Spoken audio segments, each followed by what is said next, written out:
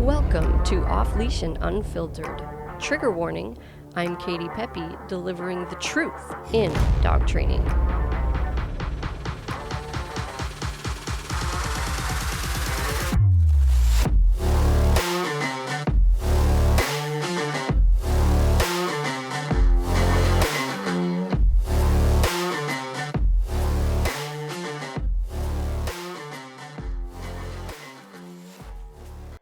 Hey guys, welcome back to another episode of Off Leash and Unfiltered. I'm Katie Pepe, owner of Diamond K9 Dog Training in Biddeford, Maine, and we specialize in e-collar training for off-leash obedience as well as behavior modification, dealing with a lot of reactivity, aggression, anxiety. We do lots of state of mind work, so that's kind of who we are and what we do. We also offer puppy training as well.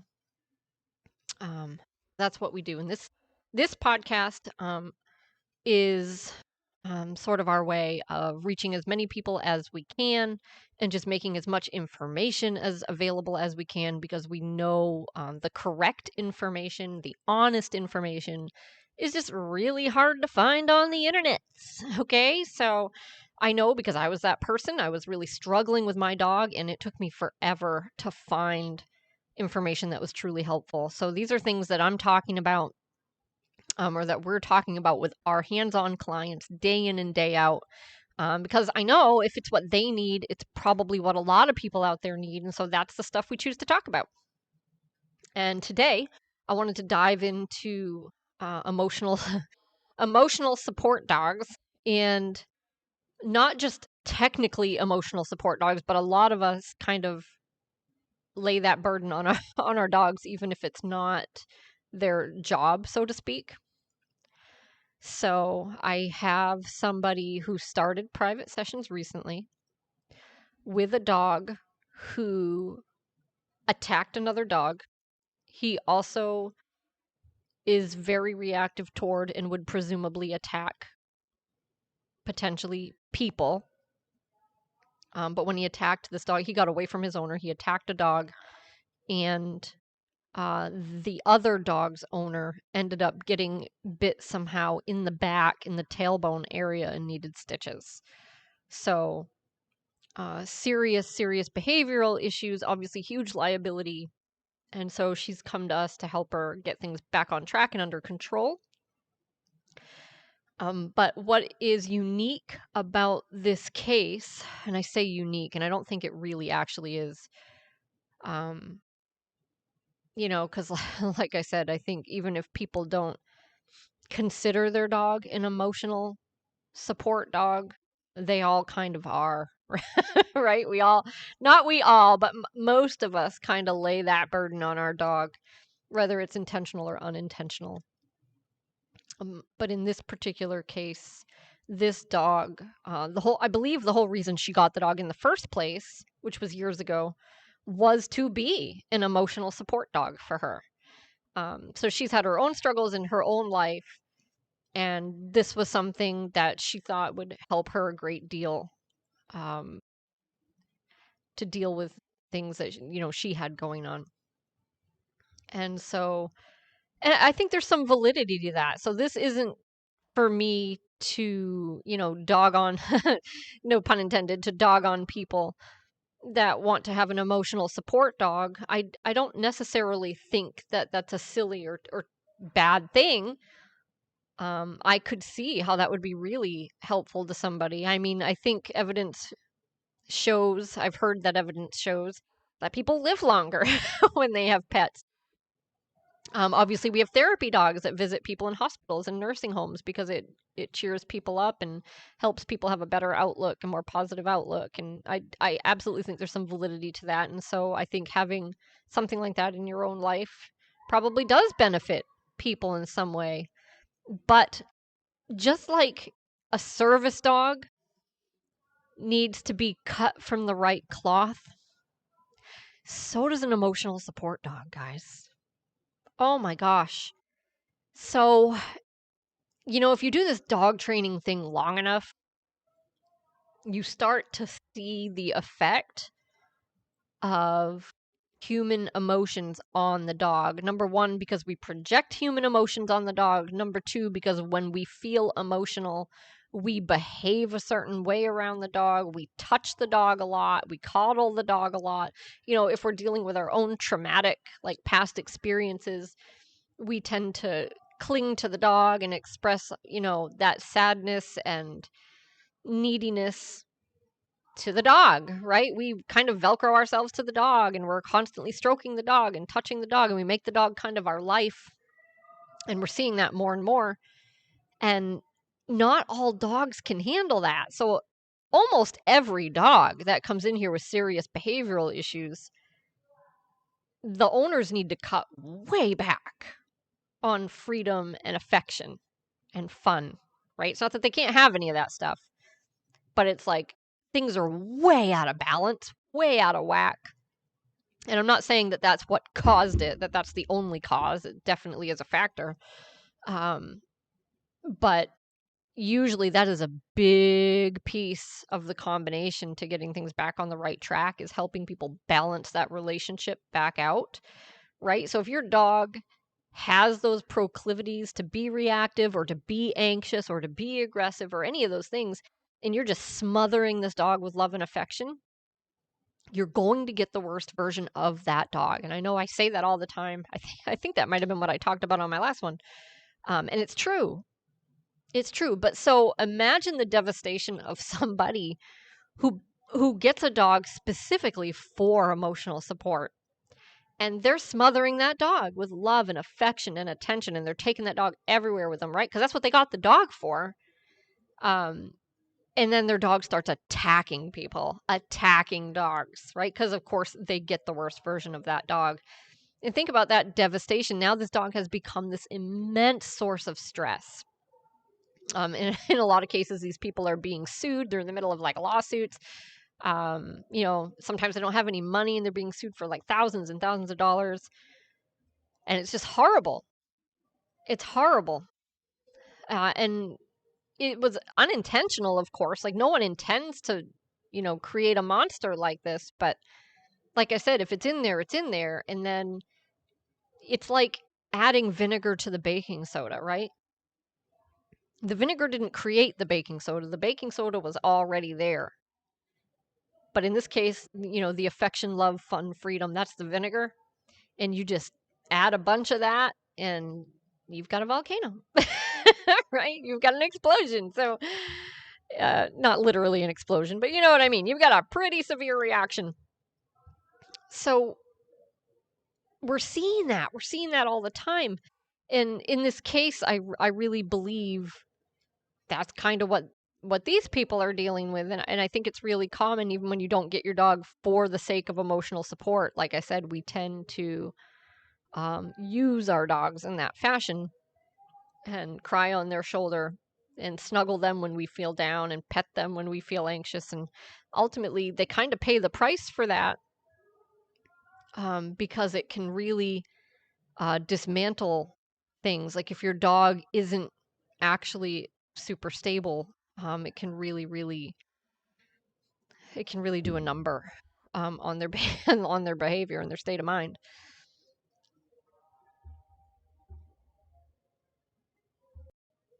So generally speaking, I would say dogs really aren't designed to bear that kind of burden. They're just not. And so it's not that I have a problem with emotional support dogs. I think that you need, even though they're not given, public access and the same rights as, or the same sort of recognition as a service dog, you still need to give some very serious thought to, is this dog going to be a dog that's cut out to be a service dog? So if you're going to do that, not a service dog, an emotional support dog, if you're going to do that, please choose a dog. First of all, breed, I don't want to get into that argument right now. That's another episode, but breed matters, right? So the dog could potentially be any breed. Yes, that's true. But if you want to have the biggest chance of success, you're probably going to cut out the breeds that tend toward more reactivity, more aggression, power breeds, guardian breeds. Like, those aren't the breeds that you probably want to be trying to turn into your emotional support dog. All right. So right now we have someone doing sessions with a wonderful Labrador who's actually going to be a service dog. But this is a dog he's going to be a service dog for a child. This is a dog that would probably be a fantastic, like, emotional support dog, quote unquote, right? So I don't see this dog going down a road where they become severely reactive or aggressive. Now, could be wrong, right? There's never any there's never any way to know for sure.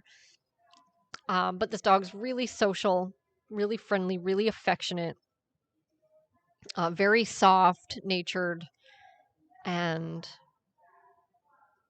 I don't think those proclivities are really in there, right? Doesn't mean they don't have it, but it's really not in their nature. And so you're unlikely to nurture that with tons of love and affection and all this stuff, or even a lack of rules and boundaries, right? Dog might be excitable, dog might jump on people, dog might maybe not even listen sometimes, right? But this isn't going to be a dog with crazy issues. They're not going to be eating the walls. They're not going to be pooping in their kennel because they have crazy separation issues. Like, it's a pretty stable, level-headed, happy-go-lucky dog.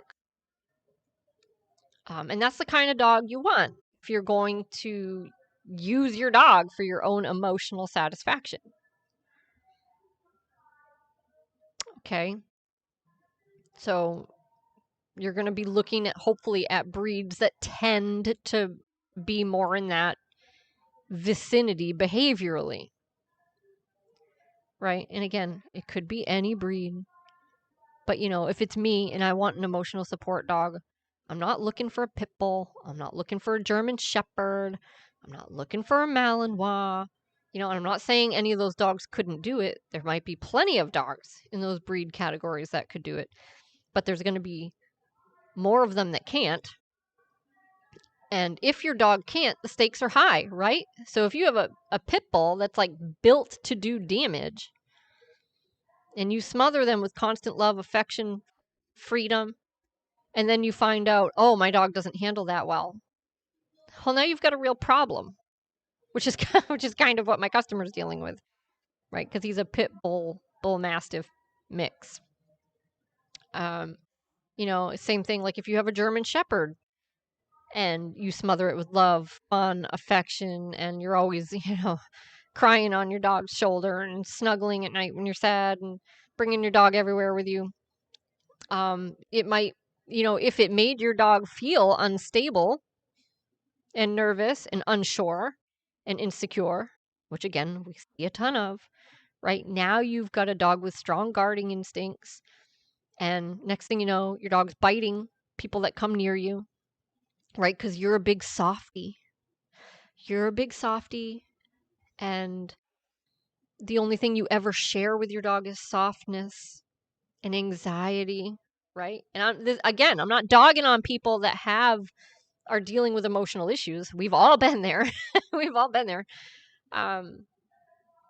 If you have depression, if you have anxiety, those things, like, those are real problems, right? But now your dog's bearing the brunt of that, and dogs, a lot of them just are not cut out for that. And so you have to think about, if I get a dog and I do this with them and I put that weight on their shoulders and I make this their day in and day out life for this particular dog, what could that potentially look like if things go bad, right? So if I have a guardian breed, if I have a bully breed, like, what is that going to look like if things go bad, right? So choose a breed that tends to be softer. That would be my opinion. But also, I'd like to point out, just because you get a dog for emotional support doesn't mean that you don't train the dog. Doesn't mean that you don't give the dog any rules or boundaries, guys. So that's the other half of this conversation is like, dude, not all dogs are cut out to do that. But even the ones that are, like, you're not doing them any favors by not providing the training, by not providing rules, boundaries, and consequences. Right? So if you feel like a dog will benefit you while you're dealing with emotional trauma, psychological issues, conditions, like great. But a dog is a dog is a dog. And any dog really to reach their full potential in any capacity is going to need some training. So do your dog that favor. Don't actually turn your dog into a baby. Right? It's when we try to do that, man, do we run into some trouble? Right? So if you can just inject that balance into your relationship where it's like, yeah, I want a dog that can keep me company. Yeah, I want a dog I can take with me when I'm on the road. Yeah, I want a dog that like can just pet if I'm feeling a little uneasy and I'm dealing with some stuff. Like that's fine. Do that. But maybe you can balance that with, I'm going to teach you some stuff and I'm going to hold you accountable for doing it when I ask you for those things, right? I want you to come back when I call you. I want you to lay down if I ask you to. I want you to stay on your place. I want you to walk nicely on a leash, right? So you don't just become the big softie who has completely destabilized their dog and the dog just becomes this huge liability. And I think there's also something to be said for the fact that, if someone's in that place, that kind of dark, sad, or anxious place, depressed place, where they're really relying on a dog to like help them through, there's something to be said for the power of training for that person's own psychological well-being too. Right? So it kind of takes this just sort of needy, dependent relationship and it turns it into something else that's more meaningful. It's a deeper bond when you train with your dog. You accomplish things together. It's more than just like wallowing in your sadness or trying to deal or cope or trying to just get through the day, right? You actually set out to do things and accomplish things together. That's huge. And I think that would be really uplifting for a lot of people that are dealing with, stuff. So there's that too.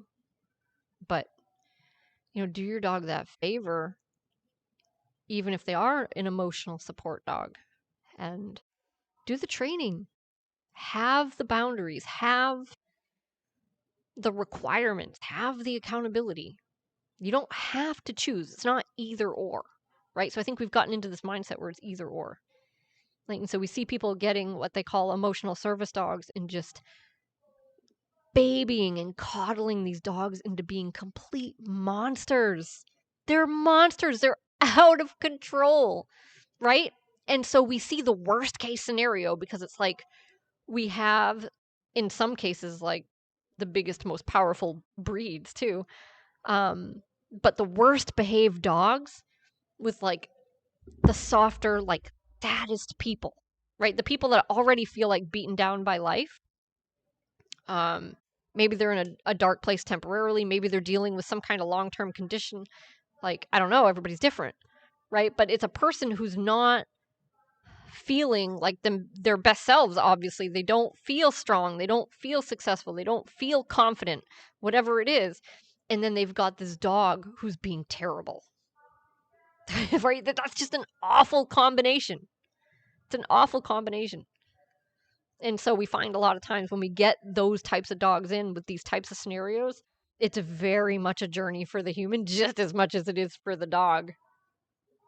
But that's it. So, even if you don't have a quote unquote emotional service dog, you just have a plain old dog, I want you to pay attention to how much am I putting my emotional burden on my dog, right? So I think a lot of people have watched Cesar Millan, Dog Whisperer, and I kind of I can hear it a lot of times when I'm talking to people because they tend to know that like they're like, oh, I get nervous, like it probably makes my dog nervous, and if I pull up and I get tense with the leash, like they feel that. So people know that to a degree, but I don't think they really understand sometimes the extent of it. Like they're talking about a specific moment in time, but it's like and it's true, they're right. But forget just that moment, like your dog's whole picture of you, like how you handle everything and how you interact with them every second of every day goes into the file, and it creates stability or instability. And that's the line I want to leave you with. so so think about your dog's picture of you, and what do you look like from your dog's perspective all day, how you interact with them, um, what you ask of from them, and how you follow through or don't follow through, and how you hold them accountable or don't hold them accountable, and how often are you petting them when you don't even know it because you're nervous or anxious or whatever yourself, because it has an effect on your dog, guys. And that's it, guys. Thanks for joining me today, and I look forward to the next one. Sorry I missed an episode or two this past week. Things got a little overwhelming, but I think we're getting back on track. So we'll see you again in a few days.